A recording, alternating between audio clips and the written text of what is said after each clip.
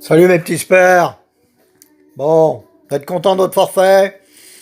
À 40 euros par mois, le Samsung, l'iPhone. Voilà, l'idéal, franchement, c'est de pouvoir filmer des chats dans la rue qui jouent de la guitare par exemple. Plus besoin de rester à la maison avec la Wi-Fi. Là, vous l'avez tout le temps la Wi-Fi. Elle vous suit jour et nuit. Pour rester dans la rue, tout filmer. Par contre, oui, mauvaise nouvelle. Tout ce qui est drague en ligne là. Hein, je tchatche, machin, je vais trouver la femme de ma vie. Déjà, c'est payant.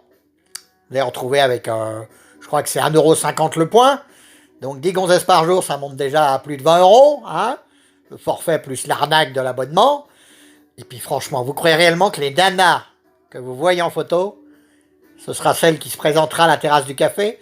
Moi, je crois plutôt que Monica Bellucci, effectivement, elle est jolie sur le téléphone. Mais dans la vraie vie, c'est Mimi Mati, hein. Faut pas se leurrer, les gars. Arrêtez d'être naïfs. Pensez aux anciens. Nous, on n'avait pas Internet, nous, dans les années 80-90.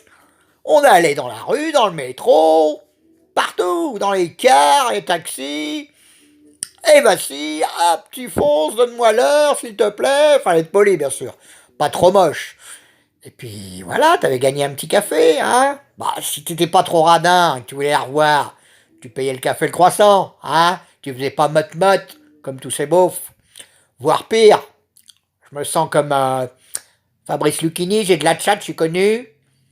Ou je ressemble à Camille Lacour, donc c'est elle qui paye. Hein? Elle me mérite ou pas? Bon. Nous, on avait une méthode.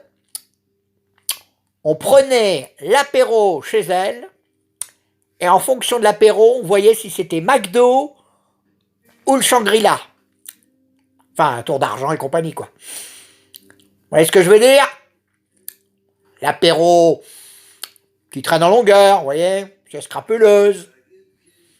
20h, 23h. Puis après le resto, sinon c'était McDo. 5 minutes d'apéro, juste un bisou, McDonald's. C'est la vie. On n'était pas radins, mais bon, on voulait quand même pas avoir affaire à une ingrate. Hein, c'était le minimum. Surtout qu'on avait de quoi l'assistenter.